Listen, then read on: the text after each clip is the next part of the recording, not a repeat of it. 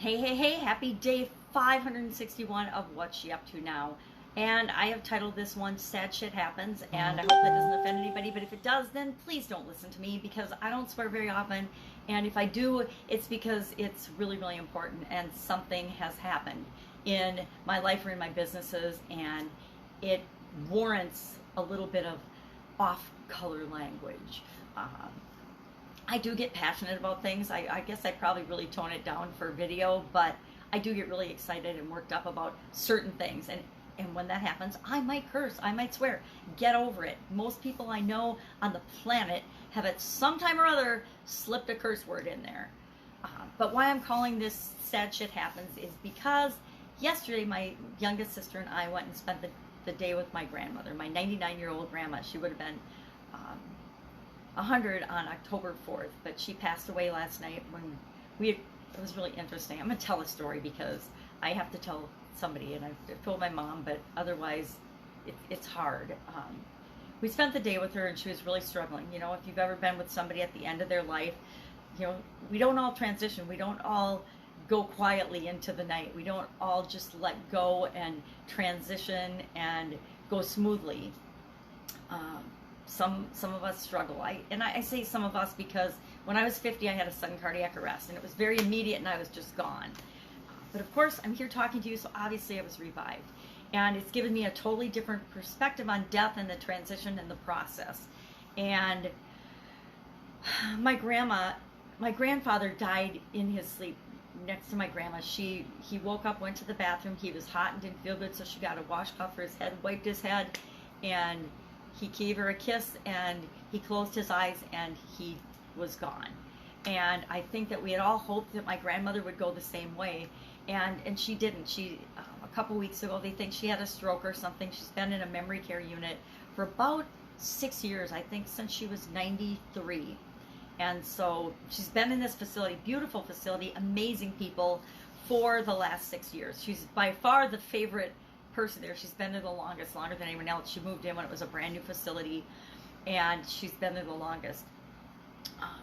But she didn't just slip quietly into the night. She's had a very long, grueling, and difficult to watch, a woman that I've known for 59 years, and she's been an incredible part of my life, the most kind, amazing woman that you could ever even imagine. I mean, my sister was telling the story to the nurses yesterday about how we used to feel sorry for other kids because they didn't have our amazing grandparents. My grandparents were, you know, just this amazing, kind couple that made everyone around them feel better for just being around them and come in contact with them.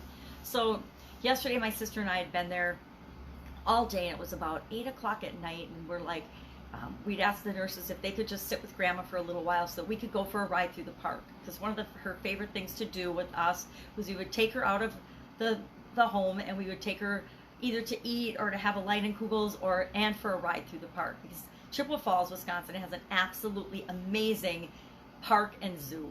It's like a mini zoo and park. It's just a beautiful facility. And so we'd take her there every year to see the Christmas lights and just to drive through the park, because she and my grandpa used to walk through the park every day, and then after my grandpa passed away when he was 92, she and my aunt would walk through the park every day, up until the point where she couldn't do it anymore and was at the memory care unit or facility. So we drove through the park. We went under what's known as the Wishing Bridge. We went by her old school when she was in grade school, which, you know, what does that say about that school? That's an old school, but it's still used today. We went by my grandpa's corner. My grandpa owned a gas station, and so we went by his corner. We went under the Wishing Bridge because a tradition my parents had when we were kids was to make a wish under this bridge whenever we went to Chippewa Falls. So we made double wishes for her, that she would pass away quietly and just go. And because it had been a very long, the last 3, 4, 5, 6, 7 days have been, you know, just her struggling to breathe and just keep going.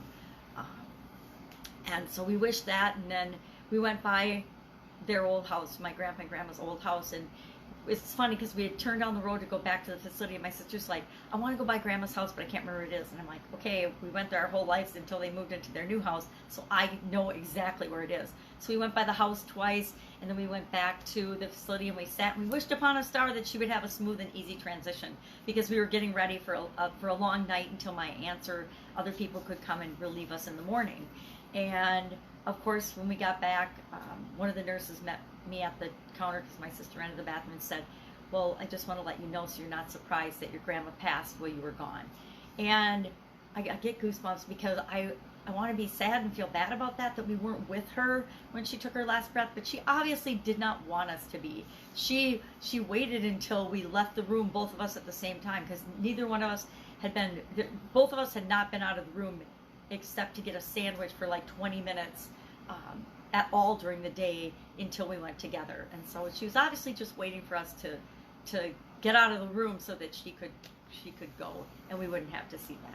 So we came back and we said our goodbyes, called everybody, and it just made for an interesting day. And I want to be sad, and I want to cry, and so I'm going to go for a really long nature walk now and probably not do anything else for a while. And then I'm going to go out and I'm going to bust my rear end at my old house and do a bunch of physical work there, because when I'm feeling emotional and sad, and I like to actually put physical energy into things. So I'll go spend a little time in nature, then I'll go bust my tail and shampoo some rugs and wash some walls or something to get my energy going, just to remind myself that, you know, life happens, things happen for a reason, and we might not understand those reasons. I don't know, why did my grandma have to suffer for 2 weeks? Because she was definitely clearly suffering and struggling with the transition and the process. She would wake up terrified. Every time she opened her eyes, she'd be terrified and didn't know where she was. Now, part of it's the memory loss and the dementia. She wasn't very demented, but she had a little bit of dementia. So, you know, the hospice nurses said that's part of it, but we'll never understand all these things. It's not for us to understand. It's just for us to learn from the experiences. So I did do my videos this morning. We did get to come home last night then, and I did my videos this morning, and I did this day five of the 7-day Supersize Your Sales Challenge, and I'll do day 6 tomorrow, and I'll just keep chugging along because that's what worked for me, and we'll see where we go from here. But it's just a reminder that sad things happen, but we remember the good things. We don't remember the sad things. I will never remember my grandma the way she looked yesterday. I will always remember my grandma for the amazing, kind woman that she was, and all the amazing things and experiences I've had with her. And that's the way our life should be. It should be us remembering the awesome things and only pulling those from our past and moving into our future, being present today and doing what's right for us and what feels good for us, and moving into our future. And, you know, forget about all the crap that's happened, because there's nothing we can do about the bad things that have ever happened in our past.